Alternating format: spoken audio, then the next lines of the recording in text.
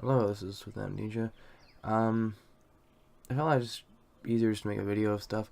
So, what kind of drew me into this in a sense was, I guess, the similarities to the path. Starting out, just generally liking the content of Baldur's Gate and then trying to add new content.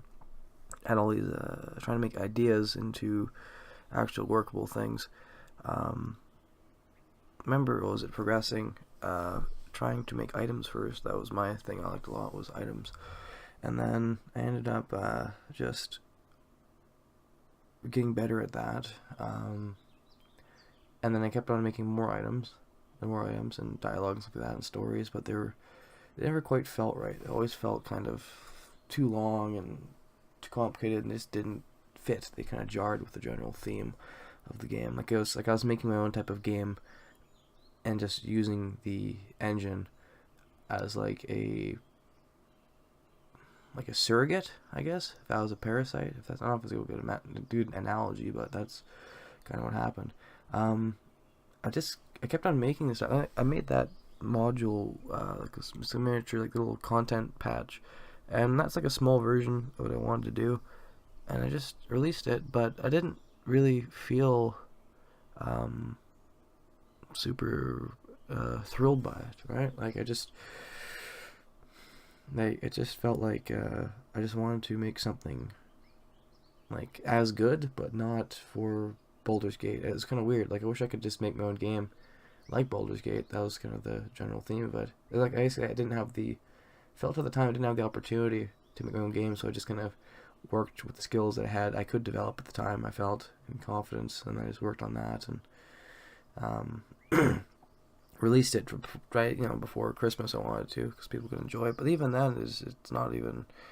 It's I don't think the medium is really there. Like I feel like it's a good. I like Baldur's Gate intrinsically for what it is.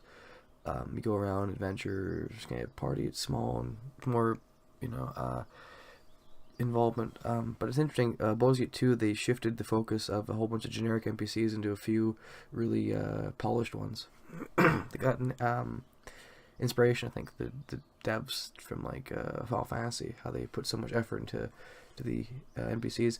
I think people really resonate with that emotion of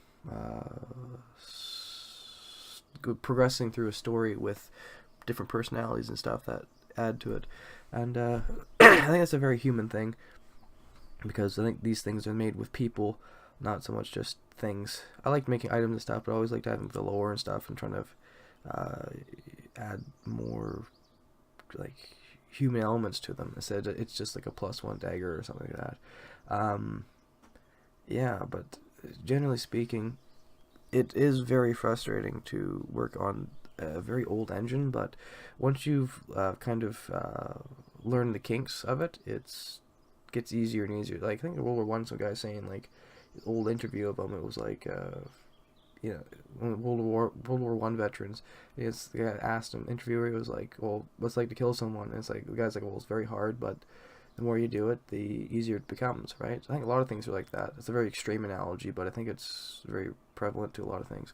So anyway, what I think I like about the post so much is just that it's kind of a reflection of a lot of places I've been in a sense, right? So, but I've always kind of just made things, and just the oddity of being someone who makes uh, things like this in the very there's not many. If you really crunch the numbers, like how many people live in a country in the Western world and all that type of stuff and demographics, and you look at how people actually do this stuff. It's not many people like this, so you can't just like walk into the forest and chop down a video game, for example. It doesn't work. I think that's why there's a lot of alienation within people who make these things, unless you're really fortunate and you can have some friends you grew up with. That's what BioWare's story was like. They had a bunch of people who were friends growing up, and they went to do medical college or university or whatever, right? And they're like, no, let's do video games instead.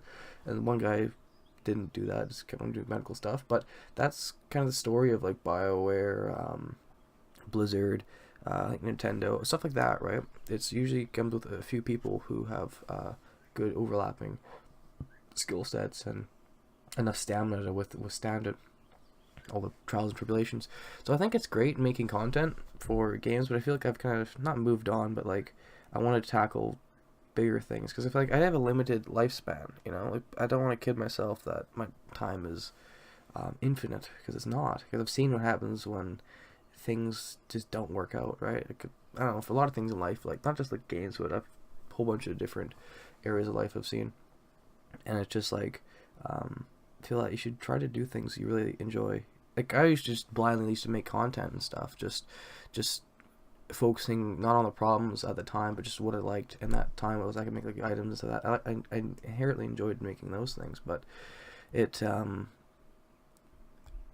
when I started making it, I just felt I should make my own stuff. But even though the bit of a paradigm was that I didn't have the engine I wanted to at the time, so I tried making a 3D engine with like a medieval, melee game. It was very complicated to work on. It just wasn't in my strengths, so I just failed at that and just realized it just felt unproductive to work on it. So I just kind of switched over to that 2D RPG, more or less. Like I just kind of like wanted to work with a good pace with my strengths, right? Because I'm not a very good coder, along with other things, but I like to at least try, put myself in the arena and see what happens. So I think why I put so much effort into this is because I think the resonance of similarity, like, and the of like myself and the trials in this, it really resonates, I think. And the lack of people who also do this is kind of a wall, up against. And I think really should do the effort to try to reach out to people, even though in the back of my mind I've had like many teams that have failed to produce anything and just put a lot of effort into it and it just all falls apart. I think like offices and like paying people and stuff like that, it has another type of extra layer to it, because you get people to do sometimes the damnedest things for money. You can do it evil, you can do it good, but it's like money is like a physical way to control people. It's really strange, but it's all around the world it works. But I think if you want to really be successful at making games, you have to kind of make your own company. It sounds like a divisive simple, but I think because you can get people in the same area who are very talented and have synergetic capabilities to their creative talent, and they can basically collab things. For example, when World of Warcraft's being made, and all these people was loving, didn't know what the hell the game's going to be like, and they just didn't know if it would be successful or not. But they all had these, they all went for it, and they all tried to, they actually tried to ninja stuff in, like they tried to make new content because they wanted to, and just see how much they could add into it.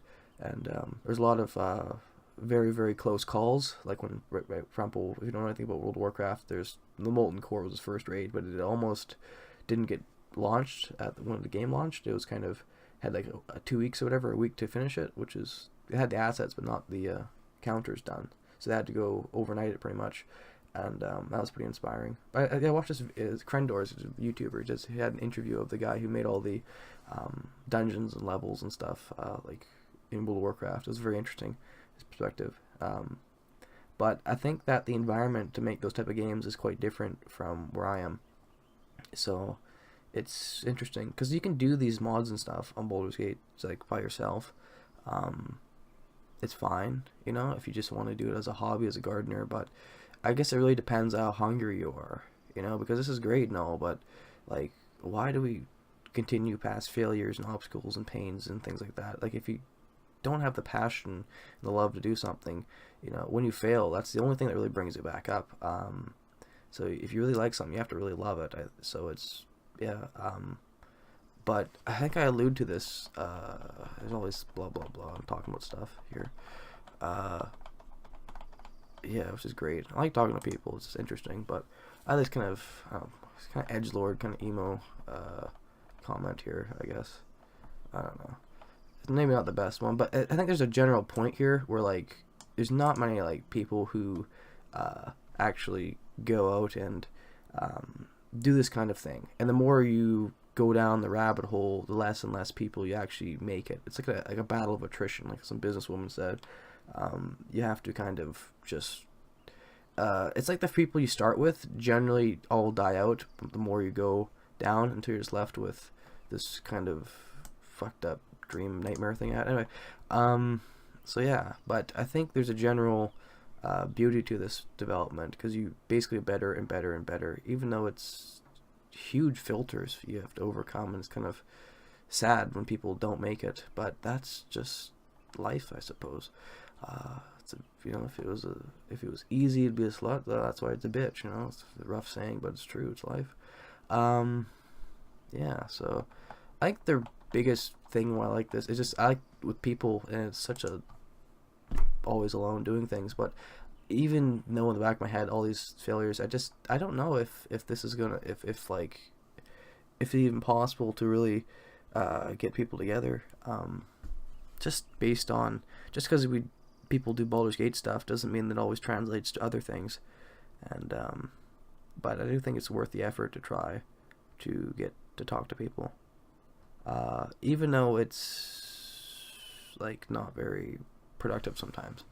You end up lots of failures and turnover and the churn, but I think the default is you just end up exactly where you started with, alone in a sense, right? So you don't really have much to lose by trying, just rather disappointment and maybe anxiety, but that's the more you do that, you get more numb or better at it, and then you just keep on rolling. And so yeah, it's like Baldur's Gate, but I don't think there's really for the amount of effort to really do the content scale I want to do, I don't think it's really like worth it, if that makes any sense. I don't think it's really like, for how many people actually play the game, to enjoy the game, to actually like, I'm not actually a developer, so like maybe I should just wait or something, make my own games, and maybe like approach them stronger or something, but it doesn't really seem like an environment that has a lot of positives to continue with such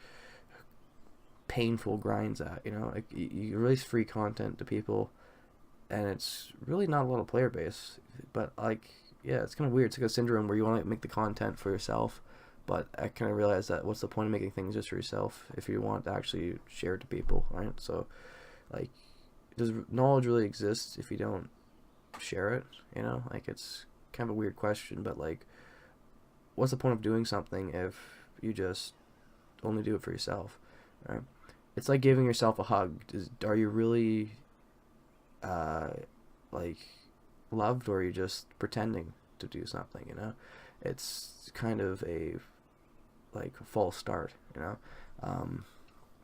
think it's the risks and the unknowns and the struggles. I think they're scary, they're very painful, but but I think that's everything you ever want is outside your comfort zone, and I find it very I don't know, painful to invest into people, and then this grind, it just takes them, like they end up just not making it. And a lot of things in life are like that, are very difficult. For example, coming out of poverty, for example, myself, I grew up in, I think it was just like drugs and alcohol and violence and crime and foster care and stuff like that, right? So I've had to see a lot of people who came from a similar background of myself, and I've seen them like one by one slowly just get, either like the alcohol takes them, the drugs take them, the violence, the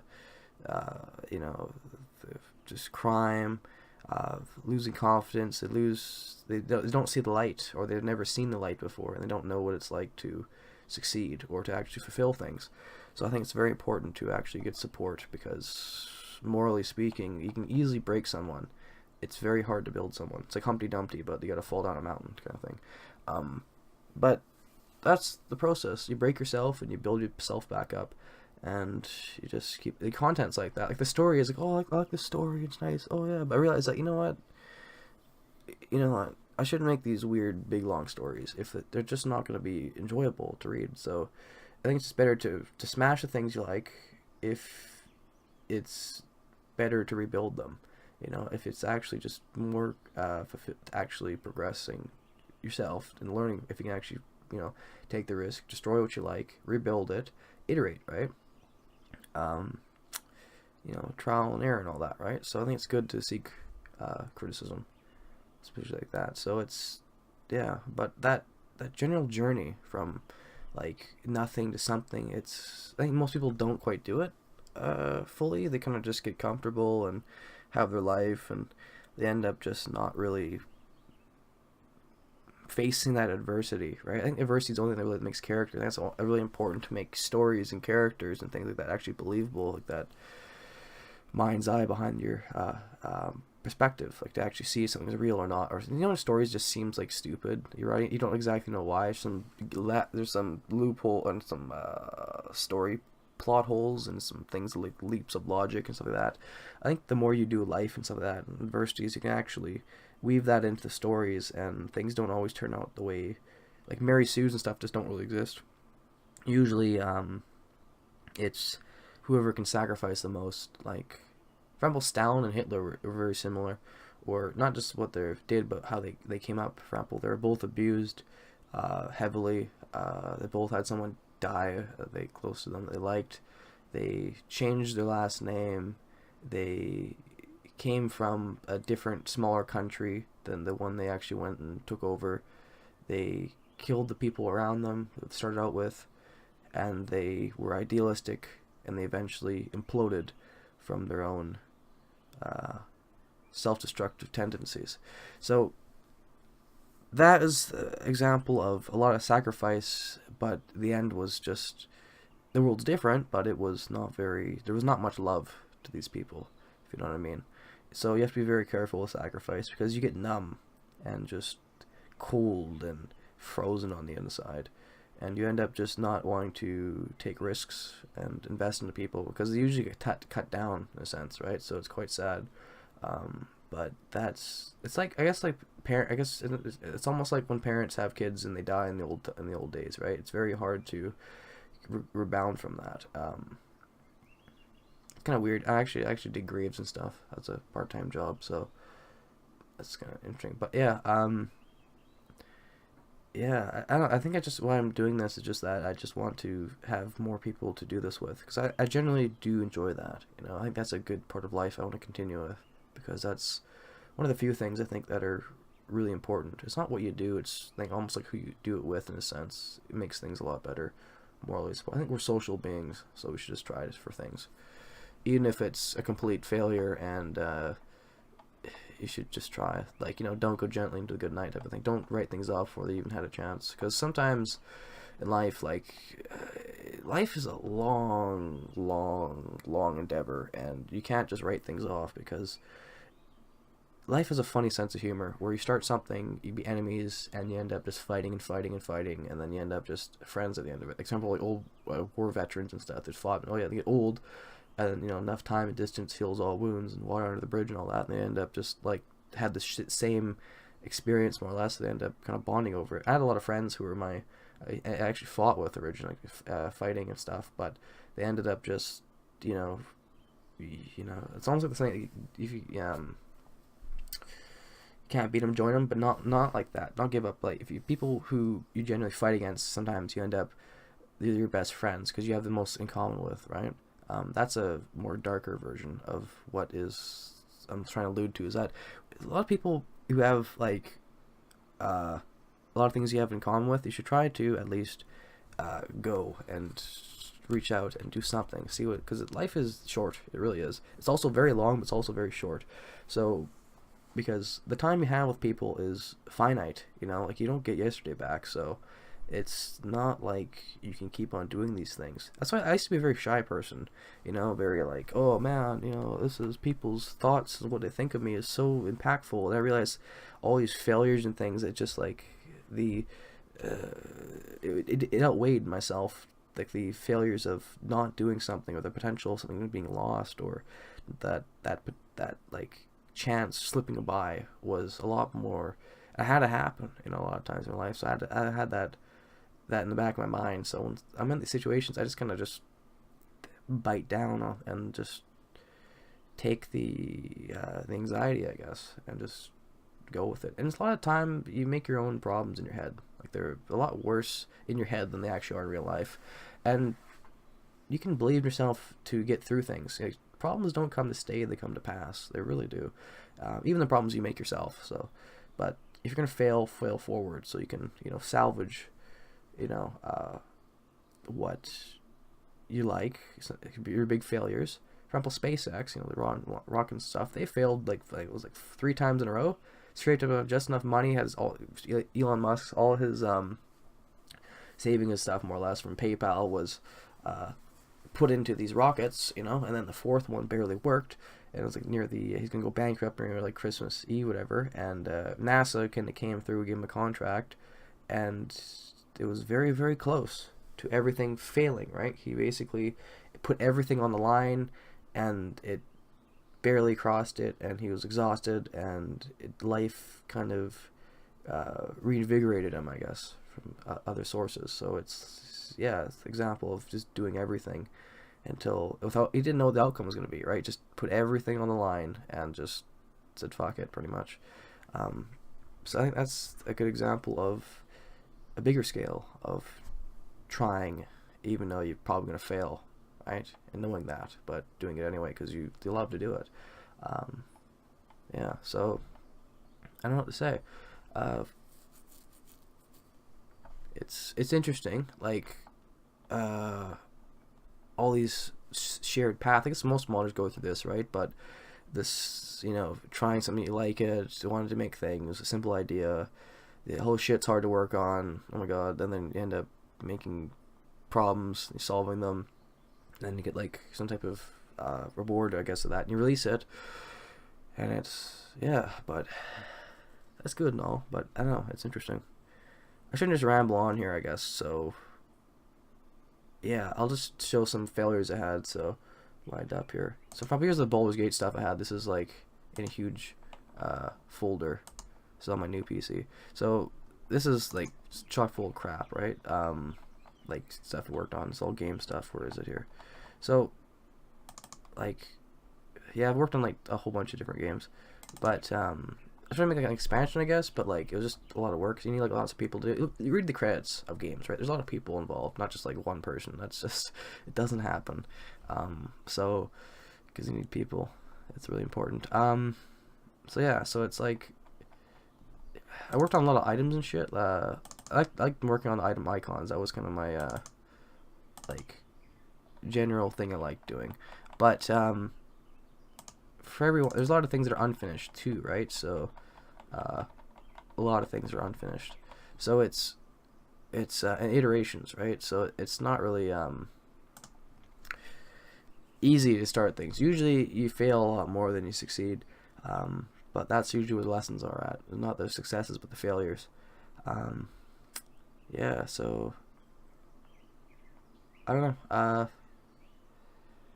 It's I don't know. It's odd, I guess. Like, because in real life you can make friends with people, right? But usually it's very, very different kind of environment in life. It's a lot more mundane. There's less. It's more physical, I guess you could say. This is more like a very like kind of you have to do it on your own, fail at it. If you find people who are like yourself, like-minded, that's a huge blessing. Try to hold on to those people because there's not many of them in the world. There really isn't. So especially in this industry, it's not what you have, it's who's with you, to do it. And myself, it's kind of a struggle to learn this, but I had to kind of figure out what not to do to understand that lesson. So I say I want to go work on my game alone, but I realize it's kind of like a not a death sentence, but like kind of like an exile sentence, like in the Bible there with like Ishmael and Hagar. They go to the wilderness. It's like that. It's a rough time. And there's like Isaac doing okay in like the town and stuff. That's Isaac had it better, I think. He had it okay, but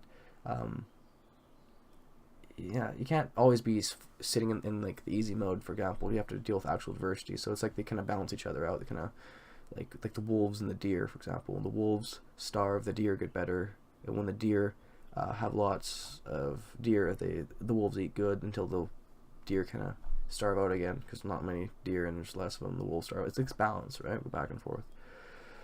So yeah, it's interesting to know also with people is we have our own journeys and stuff, and just because you want something now doesn't mean you'll always want it like later on. People, they start something, but then if something changes, they'll usually people are ultimately kind of self-serving. Even your emotions to give something, you're gonna want that satisfaction. Usually, most people to give credit. I guess that people do it. It's very rare that people do things just to make the world better. Like people who actually like made Africa have these grains that could withstand harsh conditions. The guy didn't want any credit or any money, whatever. He just wanted to make the world better. He's probably one of the most, probably saved tons and tons of lives, but he didn't. He's probably one of the most unsung heroes. Millions of lives he's probably saved, but he's probably the most unsung hero.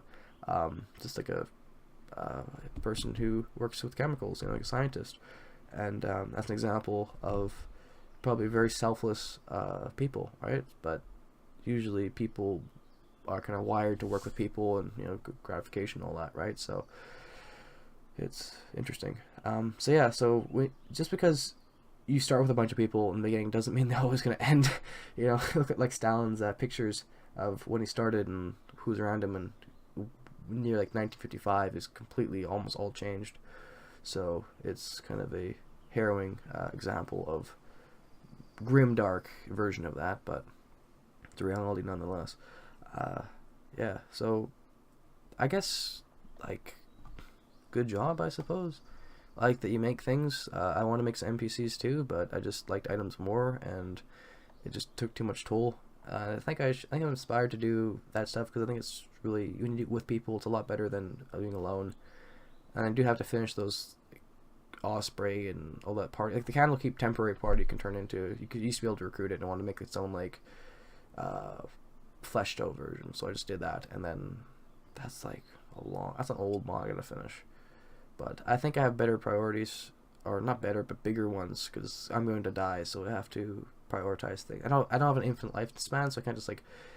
And also, people aren't always here. The game may just die out, so you have to kind of prioritize your time before death, right? So the game's death, so it's like a miniature version of things, right? So it's focus on what you like and try to find people. It seems, and it doesn't always work out, but that's the journey of life, right? So, yeah. If anybody wants to like work with me and stuff, it's just like you just go like this. What the fuck? Then I can't type, right? So, because with one hand here. Anyway, just type that. Blah blah blah. Go in there if you want, or just bug me on here. But I gotta go and work on stuff because life's really finite. So but I want to work with people. So it's this weird, like husky Labrador thing where I run to water but afraid to jump in. Oh, like it's just kind of strange. Anyway, bye for now. Take care. Have fun. And maybe I'll see you next time. Maybe not. It's really hard to say. So, yeah. Bye for now, guys.